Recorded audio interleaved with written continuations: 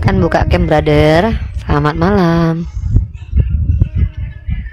Selamat malam juga. Ya, silakan dibuka camnya. Saya sudah undang itu untuk buka cam. Kita bicara agama, kalau perlu ada transparansi ya, biar kita itu tidak saling menghujat ya. Kalau memang kalian berbicara atas kebenaran, harusnya kalian berani untuk buka cam. Kalau nggak mau mukanya kelihatan, pakai masker, nggak apa-apa. Setidaknya kalian jelas. Kita bicara tentang agama, ya. Oke. Silakan buka cam. Oh, harus buka kamera ya? Kalau bisa buka kamera, brother. Ini soalnya kita bicara tentang hal yang sangat sensitif, brother. Gak usah buka bisa tidak? Janji tidak boleh menghujat dan tidak boleh menuduh tanpa bukti. Harus bawa data kalau mau bicara ya. Saya nggak suka kayak tadi tuh. Saya tuh sudah berkali-kali loh merendahkan diri saya loh. Mau kayak gitu ya, saya turunkan ya kalau seandainya udah mulai aneh ya, kayak tadi si Tito tadi ya, nuduh-nuduh nggak bawa bukti. Tadi tuh saya pun lambat masuk juga. Saya pun baru masuk juga sini, saya turun naik saja. Itu saya mau tanya saja, ini caption Kristen agama rasis itu maksudnya apa?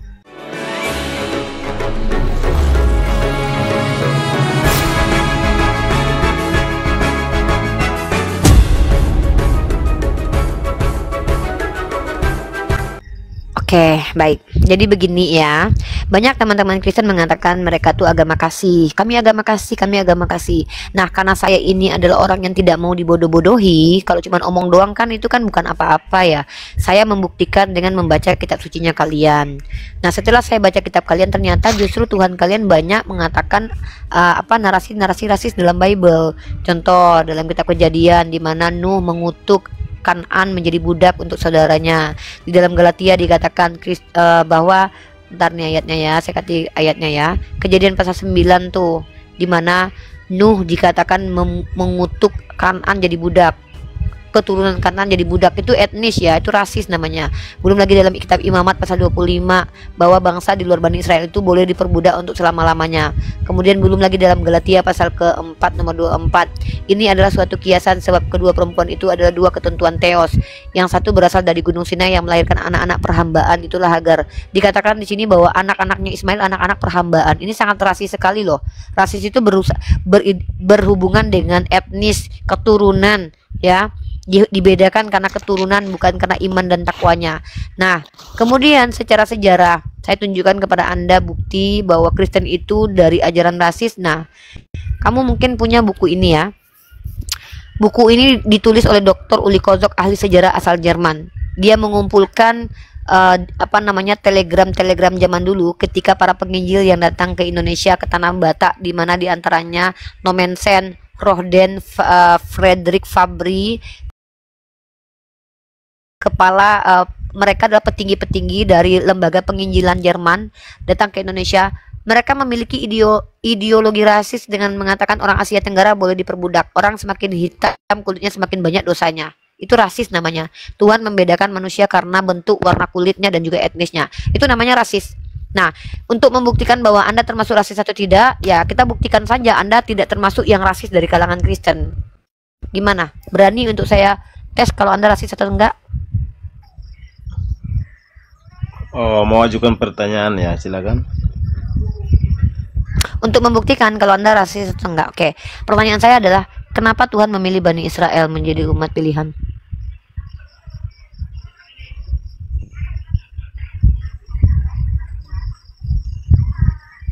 Halo? Di kitab Anda, kenapa Tuhan memilih Bani Israel menjadi umat pilihan Tuhan Anda di kitab Anda? Kenapa Tuhan memilih Bani Israel? Israel. Saya ya. Yes. Ya itu kan karena sudah tertulis juga ya dalam firman Tuhan.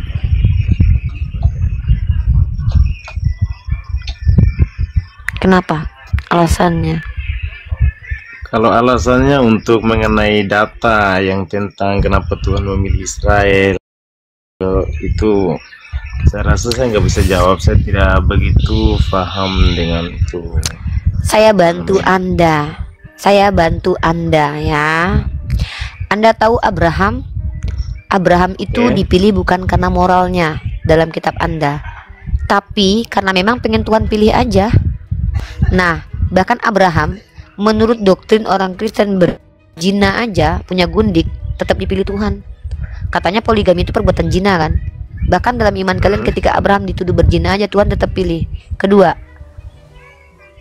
Ishak. Ishak itu dipilih Tuhan karena keturunan Abraham. Yakub karena dia keturunan Abraham.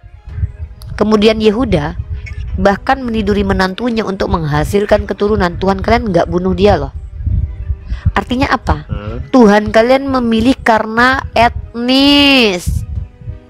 Kenapa orang Kristen mengatakan kalau Israel itu membantai anak-anak Palestina karena orang Israel bersama dengan Tuhan?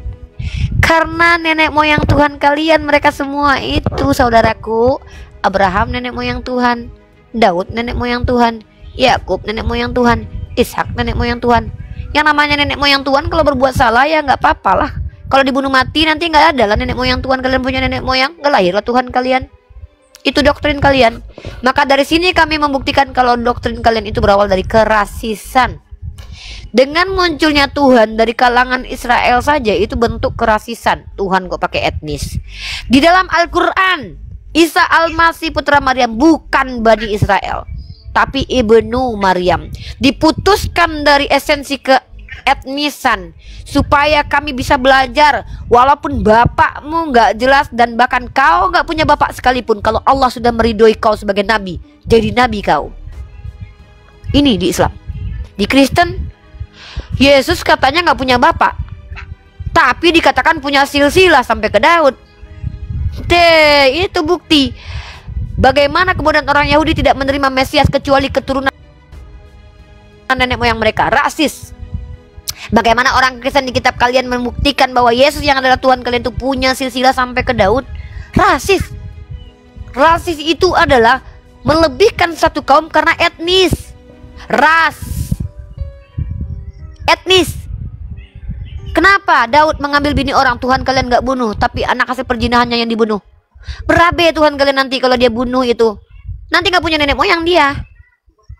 Kenapa Yakub yang berbohong menipu bapaknya dengan mengambil hak kesulungan Esau tidak dibunuh oleh Tuhan? Padahal dalam 10 hukum Taurat jangan berbohong. Katanya Kristen tidak diajarkan berbohong. Yakub menipu, tapi malah diberkati sama Tuhan.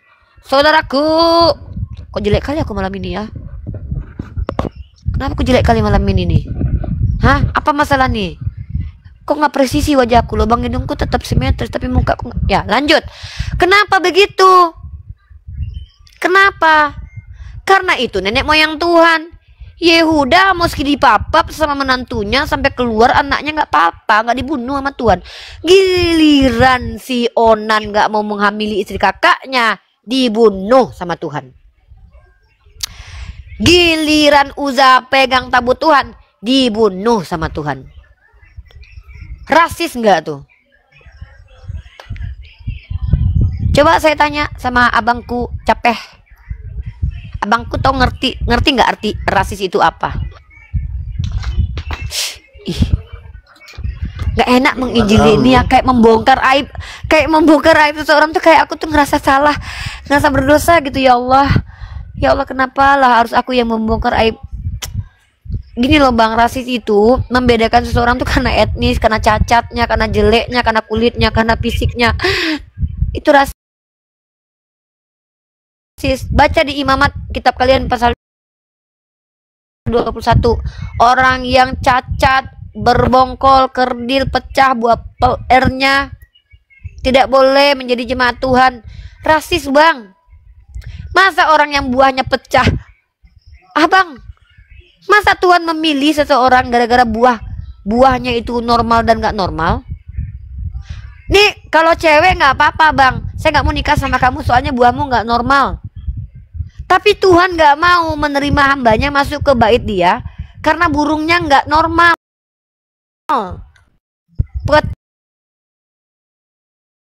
pecah dan kepotong. Cobalah berpikir bang, masa orang cacat dibedakan sama orang nggak cacat? Kasihan. Astagfirullahalazim. Ayolah berpikir. Ini bener gak kitab suci? Masa orang yang buahnya pecah, kepotong, nggak merusak kekudusan Tuhan? Emang dia sengaja pecahin burungnya kan? Enggak. Gimana kalau dia kecelakaan? Lagi main layangan terus ketonjok, pecah, kayak telur dadar jadinya. Terus nggak boleh ngantarin santapan Tuhan ke misbah Tuhan. Ayolah berpikirlah kawan-kawan Kristen. Saya nggak ngajak kalian jadi Islam, saya cuma pengen kalian jujur. Menurut kalian ini bagaimana ketika buah entahlah, kehabisan kata-kataku. Coba abang baca ini ya, di kita abang capek. Abang baca nih ayatnya nih. Buah pelirku, buah pel nih bang, aku nggak tega bacanya. Abang aku baca nih, abang lihat nih ayatnya ya. Coba abang baca itu. Maaf ya bang ya, agak kasar bahasa kita ya. Ini bukan bahasa aku, bahasa Bible nih. Orang yang hancur buah pelirnya atau yang terpotong kemaluannya, janganlah masuk jemaah Tuhan. Nggak boleh jadi jemaah Tuhan kalau orang buahnya pecah bang. Kayak mana kalau buahnya cuman panjangnya 2 cm, 2 inci bang, kepotong nanti kata orang. Nih bang, orang yang berbongkol atau yang kerdil, kasihan nih orang-orang pendek nih bang. Orang-orang bongkok kasihan bang, badannya, atau yang bular mata, orang-orang buta bang, orang yang berkedal, orang berkurap, kasihan orang-orang kurap bang. Nggak boleh mereka masuk jemaah Tuhan. Mereka kurap bukan karena mereka sengaja pengen kurap bang. Kurap bukan sembarang kurap bang.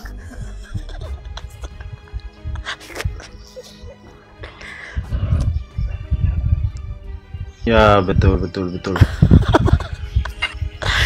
Gimana bang, capek? Bayanglah bang. Saya boleh ambil kesimpulan. Kesimpulan bang, capek Bunda Gembala bang. Oke, jadi begini, kalau menurut saya ya dari tadi nama siapa kakak? Umi ya panggilannya. Itu Nama saya terima Markona, kasih bang. atas Panggil penerangan Markona aja itu. bang, panggil Markona aja bang. Bang, nama sayangnya Kona bang, panjangnya Markona. Nggak apa-apa. Oh Markona, oke, terima kasih. Rifa.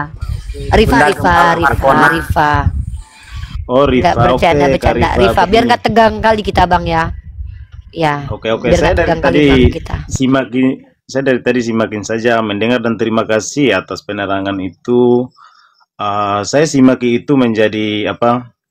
Saya ambil yang baiknya, saya yang buang yang buruknya gitu kan. So kesimpulan yang saya mau ambil saat ini, contoh di sebelah tadi saya pun baru lepas nonton juga yang itu Edis TV ada live kan. Aduh, jaringan ngelek ini. Saya baru habis nonton Abang Edis TV, pun dia menanyakan kepada saudara-saudara kita yang agama yang lain pun demikian, dengan Al-Quran, dengan isi datanya pun ada yang nggak bisa jawab, ada yang bisa jawab begitu. Maksudnya seperti ini. Abang, Saya lihat di TikTok bentar. lah seperti Abang, interupsi. Bang, abang nonton Edis TV ya? Iya. Makanya saya mau ambil. Iya, bentar. kesimpulannya seperti ini. Abang nonton Edis TV, betul? Oke, betul. Oke, ilmu apa yang abang dapat di situ, bang? Ilmu yang saya dapat di situ sama dengan ilmu yang saya dapat di sini. Maksudnya saya ambil contohnya Ya, seperti tolong ini. tunjukkan. Enggak, gini bang. Saya dengan Enggak, saya minta. kakak Rifa ini kan Apa berbeda. ilmu? Kan aduh ngelek sekali. Bentar, brother. Enggak, saya mau tahu nih. Teman-teman yang nonton Edis TV, coba tunjukkan satu ilmu yang kalian dapat di sini seperti ilmu yang saya berikan kepada kalian. Coba satu aja. Ilmu apa? Coba. Oke. Ini ada jelas ya Kak Rifa. Jelas. Silakan abangku. Maksudnya gini, sebutkan dari satu ilmu. Enggak, saya pengen kalian jujur daripada nih. Edis TV saya nonton. Ya, apa ilmu yang abang dari dapat di Kak situ, Rifa bang? sini. Kalau di sini kan abang dapat ayat tentang bahwa Tuhan membedakan kekudusan seseorang gara-gara buah pelir pecah atau nggak pecahnya kan. Nah, kalau di Edis TV abang dapat informasi apa, ilmu apa? Abang dapat ilmu apa di situ?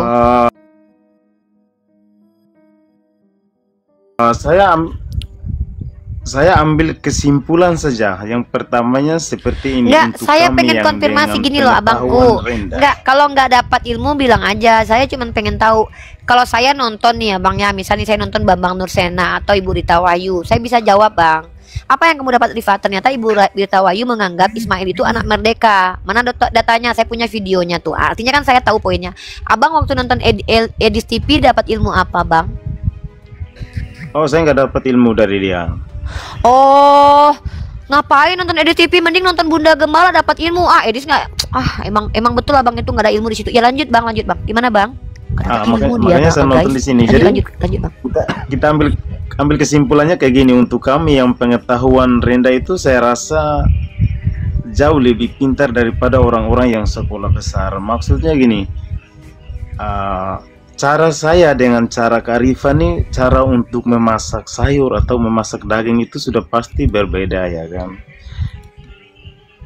Jadi banyak orang yang live untuk menceritakan, menanyakan soal agama yang lain sebagainya. Saya rasa itu seperti kami yang pengetahuan kurang ini, rasa lucu saja karena caranya kakak mereka sembahyang, caranya kakak mereka untuk menyembah kepada Tuhan itu kan dengan cara yang lain. Sejarah dalam agama itu lain. Kami pun demikian dengan sejarah yang lain, dengan cara yang lain seperti itu. Jadi di sini berdebat sambil mengalahkan agama yang sebelah, di sebelah debat mengalahkan agama yang sebelah, itu sama saja itu. Terus bang,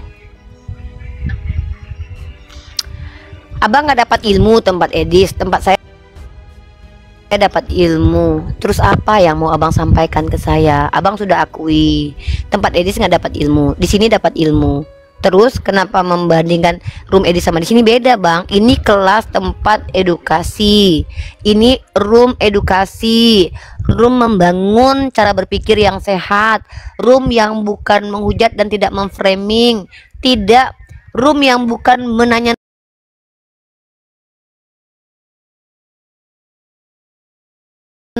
aja orang awam, tapi mengajak berpikir orang awam agar berpikir ulang, memprovokasi cara berpikir, memprovokasi jiwa, hati. Beda sama room Edis. Room Edis mah cuma room framing, beda bang. Ya, yaudah deh kalau gitu.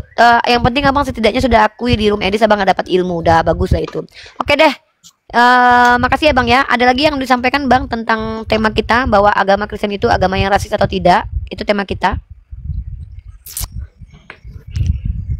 Ada lagi yang disampaikan bang? Saya rasa untuk masalah itu saya tak perlu jawabkan karena dengan agama saya tetap cinta dengan agama dan ajaran saya dan kepercayaan saya dari lahir saya tetap akui itu, dan saya tidak mengakui agama lain, saya tidak menceritakan agama lain karena cara kita untuk menyampaikan keluh kesah kita kepada Tuhan itu dengan cara yang berbeda. Iya, ya udah nggak apa-apa. Oke bang ya, kalau gitu saya turunkan ya. Makasih ya. Oke, terima kasih. Selamat malam. Ya, Romi Arya Tandungan, Muslim non Muslim. Saya Kristen mbak. Ya, silakan. Apakah agama Kristen itu rasis atau tidak rasis, saudaraku? Kalau saya begini ya mbak, saya kok orangnya saling menghargai aja antar agama. Saya sebenarnya mau nanya sih sama mbaknya sih. Ya udah nanya aja lah, kalau saya nggak mau memaksa orang yang awam untuk menjelaskan agamanya. Ya, tapi saya lebih senang untuk mengedukasi. Mending nanya aja.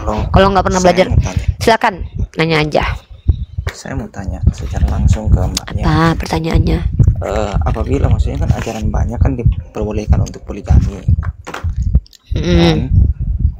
Ya. Kalau saya lempar pertanyaan ini ke mbaknya, apa mbaknya terima dari lubuk hati terdalam mbaknya di poligami? Saya rencana awal 2026 mau poligami. mau dipoligami saya. Saya lagi cari perempuan untuk jadi adik saya. Sampai sekarang nggak ketemu perempuan bodoh yang nggak mau jadi adik saya nih. Saya udah cari di pondok pesantren perempuan-perempuan yang mau sehidup semati dengan saya. Ini perempuan-perempuan bodoh usia 20 sampai 25 hidup sama saya ya, punya YouTube bareng, makan bareng, punya suami bareng, nggak mau nih. Kalian beli rumah suami kita atas nama kalian nggak apa-apa, saya ikhlas. Beli mobil suami kita nama kalian nggak apa-apa, kalian cuman sama aku, sayangi aku, cintai aku, temenin aku. Ini perempuan-perempuan bodoh nggak ada yang mau. Anda nggak yang mau kalian? Tahun 2026 awal doa Mas, doakan ya Januari ya, doakan ya Mas cepet ya, Insya Allah. Dari hati kecil mbaknya itu mbaknya terima. Mas ngomong sama saya, Mas tanya-tanya hati kecil saya, apa perlu saya belah dada saya Mas? Saya lagi nyari perempuan kok. Kalian ada nggak sih yang cewek umur 20 sampai 25, nggak perlu pinter lah, yang penting kalian takut sama Allah. Dampingi saya yuk barengan, kita keluar negeri bareng, kemana-mana bareng, kuliah bareng. Aku makan, kalian makan, nanti kita dapat suami barengan, kita nikahnya. Ya udah deh, kalian dulu ijab kabul nggak apa-apa, habis itu aku yang kedua, kalian istri pertama, aku istri kedua. Nanti kalau ayang kita beli misalkannya rumah, ya udah namanya atas nama kalian nggak apa-apa. Ayo dong, siapa cewek-cewek yang mau? Aku serius nih, yakin lah betul. Udah aku jawab ya bang ya, Insya Allah doain. Kamu nggak perlu berdoa, doamu nggak diijabah. Kamu tunggu aja nanti rilis ya video aku nanti bersama Nah, cuma itu adik aku ya. Kan mbak sebenarnya pandangannya bagaimana? Ini udah aku jawab. Udah aku jawab kan. Kasih. Yang cewek ya, yang muslim ya, umur 20 sampai 25, nggak cacat, bisa melahirkan, cantik. Karena harus cantik dari aku. Masa suami aku nanti dapat lebih jelek dari aku? Nggak mau lah aku pengen suami aku bahagia hidupnya dunia akhirat gitu ya. Aku pengen suami yang menikahi aku nanti, karena dia menafkahi aku dan mensupport perjuangan aku, dia dapat 2 wanita. Ih keren banget dia ya. Hebat kalian yang dapetin gue. Dapat Unirifa, dapat adiknya lagi yang cantik. Kalian ada yang mau sama aku bareng? Ada gitu yang cewek yang mau berdampingan sama aku yang cantik? Gak perlu pinter lah. Tapi nanti kalau seandainya suami kita dapat yang kaya ya, kalian mau kuliah juga aku izinin nanti. Gak perlu, serius. Ngapain lagi lah si Tito nih naik nih apalagi dek?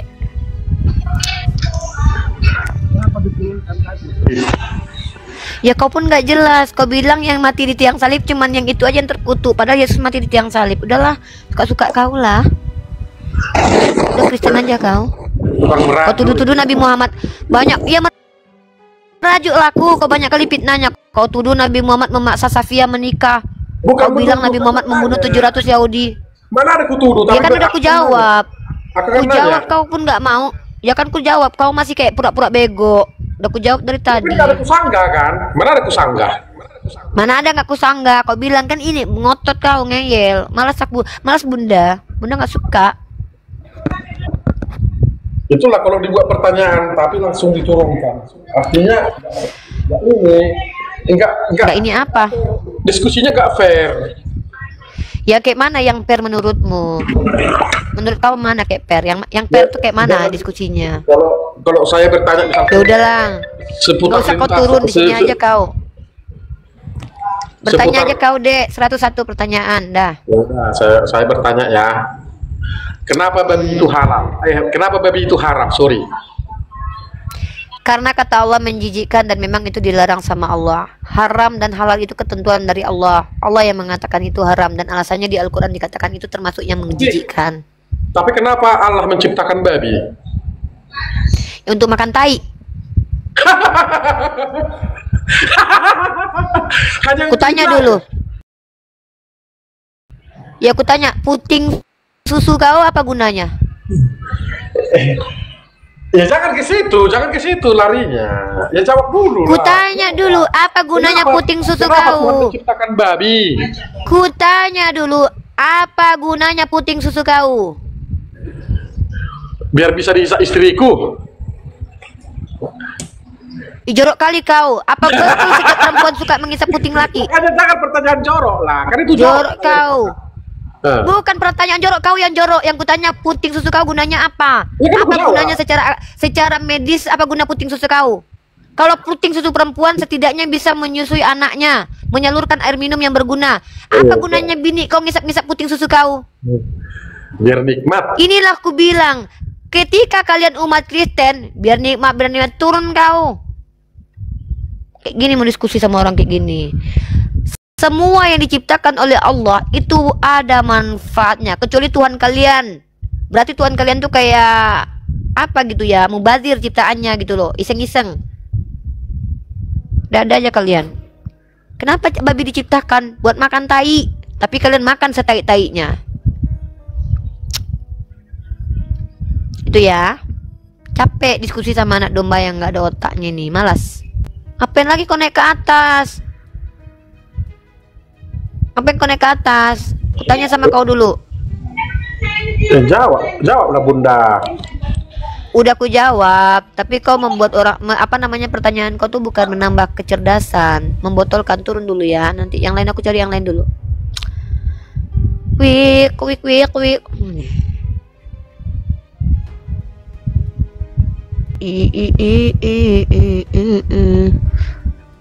Dada ya, itu pertanyaan bodoh, nggak perlu jawab itu pertanyaan kayak gitu.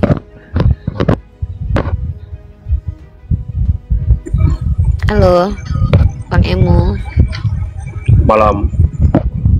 Muslim non muslim?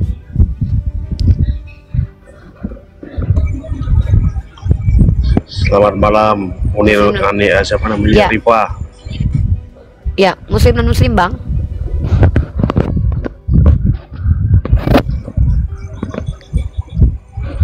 Muslim non muslim, Bang. Kadang-kadang aku lembut, kalian nggak dengar. Nanti aku keras dibilang keras. Apalah mau kalian ini? Saya Kristen. Ah, yaudah buka dulu camnya abangku ya. Biar enak kita diskusi, Bang. Saya nggak pakai baju. Kalau abang nggak pakai baju, pakai baju. Kalau abang botak, pakai wig. Kalau abang mau pakai jilbab, pakai jilbab. Kalau lampunya mati, beli token listrik. Kalau seandainya gelap gulita rumahnya, pinjam rumah tetangga. Serius lah bang, kalau bahas agama ini. Oke, gini aja lah, Mbak Rifa. Setiap kali saya selalu ikut diskusi Mbak Rifa ya. Dalam live-nya Mbak Rifa. Bisa dengar kah? Kedengaran kah ini? Bisa. Oke. Mbak Rifa, saya penasaran nih Mbak Rifa. Dalam diskusi Mbak Rifa dengan apologet Kristen, benarkah Muhammad itu menikah anak di bawah umur? Oke, aku jawab boleh? Coba penjelasannya dulu Pak Rifa. Ya. Tidak ada satupun kitab suci di dunia ini yang membatasi usia pernikahan kecuali Al-Quran, yaitu di usia balik. Kenapa tidak ditentukan umurnya? Karena setiap balik anak perempuan itu beda-beda.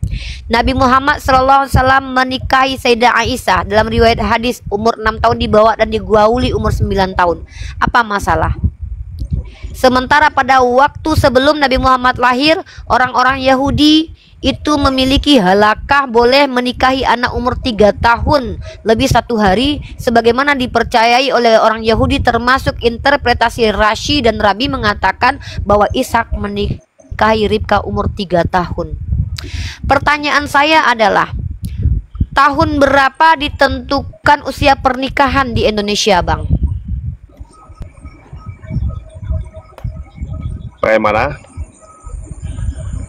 Bagaimana? Tahun berapa ditentukan usia pernikahan di Indonesia, Bang? Ya. Tahun berapa diadakan ketetapan usia pernikahan secara administrasi di Indonesia? Tahun berapa, Bang? Secara hukum. Tahun berapa? Batasnya kapan, Bang? Indonesia membuat batas. Sebentar, saya ini bertanya, Abang bertanya, saya jawab. Saya konfirmasi supaya Abang lebih paham. Abang nggak mau. Teman-teman Kristen kita ini maunya mengkritisi tapi nggak mau dibalikkan. Maunya bertanya tapi nggak mau dicerdaskan. Sebentar, kenapa saya bertanya begitu? Sebentar dulu. Kenapa saya bertanya seperti itu? Supaya kalian tahu menetapkan usia pernikahan di Indonesia itu baru terjadi sebelum adanya undang-undang, sebelum adanya orang-orang sekarang ini menentukan usia pernikahan. Tidak ada satupun kitab suci yang menentukan usia pernikahan kecuali Al-Quran, termasuk kitab Anda.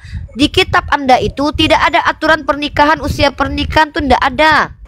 Maka segala sesuatu yang tidak ada larangannya hukumnya boleh, termasuk di kitab Anda. Pertanyaan saya, ada tidak larangan di kitab Anda menikahi anak perempuan usia 2 hari baru lahir? Ada nggak larangannya? Mbak Rifa, begini Mbak Rifa, saya hanya mau bertanya saja karena Mbak Rifa bilang ingin Orang-orang mencerdaskan Kristen kan. ini gitu. Mbak Rifa Makanya kan Umi ingin Anda tahu nggak mencerdaskan. proses beli? Karena saya Bentar, tidak. ya, mencerdaskan Saya sedang itu tidak orang yang mau membahas tentang dicerdaskan. Bible. Dengar dulu. Sebentar, udah diam dulu. Diam, saya nggak mau dengerin. Dengar teman-teman ya. Mencerdaskan itu 2 sisi. Ketika ada anak SD bertanya, Bu, kenapa bulan itu di langit? Kenapa bulan itu di langit? Saya menjelaskan kepada dia sesuai dengan kemampuan saya. Lalu kemudian, Bu, masa kemarin ada ibu-ibu yang ditimpa bulan? Kenapa nak? Iya, masa dia bilang aku kedatangan bulan, masa bulan ke rumahnya? Maka saya bertanya dulu kepada dia, Nak, kamu mengerti nggak yang dimaksud datang bulan itu? Gini cara mencerdaskan. Ketika ada anak kecil, Bu, bulan itu di langit, tapi kemarin ada teman aku yang kedatangan bulan mamanya. Masa mamanya ketimpa bulan, Bu? Nah, pertanyaan keliru, saya harus luruskan dulu, anakku. Mengertikah anakku itu? Mengertikah anakku yang disebut dengan datang bulan itu mencerdaskan namanya. Makanya saya tanya sama kamu. Kamu tahu tidak kapan pertama sekali Indonesia ini ditetapkan aturan usia pernikahan? Kenapa saya tanya begitu? Karena sebelum ada undang-undang aturan pernikahan, maka orang sebelum adanya undang-undang itu menikahnya nggak ada ketentuan. Nggak ada ketentuannya, mau umur 10 kek, 11 kek, 12 kek. Karena fase menstruasi perempuan di zaman dulu itu ada yang umur 10 tahun. Jangan kalian samakan usia anak 10 tahun zaman dulu dengan anak zaman sekarang. Beda. Bahkan jangankan zaman dulu, zaman sekarang aja kalian pergi ke India, ke Afrika lah. Anak-anak usia 10 tahun apakah bodinya sama dengan anak-anak Asia ini? Ya kamu itu, saya lagi ngomong sama orang di sini kan, bukan kecuali saya privat, kan saya lagi ngomong sama orang ini kan, saya mencerdaskan di sini. Nah, jadi ketika saya bertanya kepada kalian, itu saya berupaya mencerdaskan kalian supaya kalian paham bahwa parameter benar atau salah itu bukan apa yang ada di otak kalian. Parameter salah dan benar itu bukan karena seseorang menikahi anak kecil, tapi ketika seseorang menikahi anak usia dini namun dia mampu membangun perempuan itu menjadi jiwanya pintar, cerdas, kesatria, berani, bahagia, seperti yang dilakukan Nabi Muhammad SAW kepada Aisyah. Harusnya kalian bertanya, siapa orang ini? Buat apa kalian menikah dengan anak umur 25 tahun dan 50 tahun kalau kalian bikin mentalnya rusak? Apa hebatnya Kristen menikahi anak usia 25 tahun kalau mentalnya rusak? Ketika ditampar nggak boleh minta cerai itu perempuan. Ketika bicara di ruang jemaat nggak boleh diajarannya. Lebih baik menikahi anak umur 1 hari ketika anak umur 1 hari itu mampu menjadi wanita yang tangguh, berilmu, pengetahuan. Lebih baik begitu. Nah sekarang kalian yang nggak punya aturan pernikahan ini bertanya tentang Nabi Muhammad menikahi Sayyidah Aisyah di usia 6 tahun, gunanya apa? Mau mengatakan Nabi Muhammad pedofil? Sejak kapan pedofil itu parameternya menikahi anak kecil? Pedofil itu hasrat seksual. Kalau kalian bilang pedofil menikahi anak kecil, nenek moyang Tuhan kalian tuh pedofil. Kalian kalau bicara tuh pakai kaidah ilmu. Gitu. Ya, ini yang namanya mencerdaskan. Kalau kalian misalkannya, nah silakan. Apalagi? Oke, Mbak Rifa ya. Ya, saya ini masih awam Mbak Rifa. Jadi apa yang saya dengar itu Makanya yang ingin saya sampaikan Mbak Rifa ya. Ya makanya saya Mbak cerdaskan, Rifa, Bang. benarkah Muhammad itu membelah bulan? Benarkah? Itu mukjizat. Benar, itu mukjizat. Nah, setelah kita melihat bulan kan masih tetap utuh. Kapan itu disambung kembali? Udah pernah ke bulan? Udah pernah ke bulan kamu? Kita lihat bulan kan tetap utuh itu. Jadi kau Kalau pikir terbelah waktu kan Musa membelah lautan waktu Musa membelah lautan, lautnya tetap berpisah gitu, nggak nyatu gitu. Waktu Ya, ketika Yesus dia kau menghidupkan Lazarus, bentar dulu. Waktu si Lazarus dihidupkan Tuhan kau, Lazarus masih hidup sampai sekarang gitu. Nah, mana dalilnya? Saya hanya bertanya tentang Al-Quran saja, nggak tanya Bible ya. Gimana? Adakah Enggak bisa, dalilnya? kau Kristen. Ketika kau punya parameter yang nggak mampu diikuti oleh orang Kristen, ku tampar kalian akalnya supaya kalian berpikir. Jangan mengkritisi agama orang aja pandainya, kritisi juga agama kalian yang nggak jelas.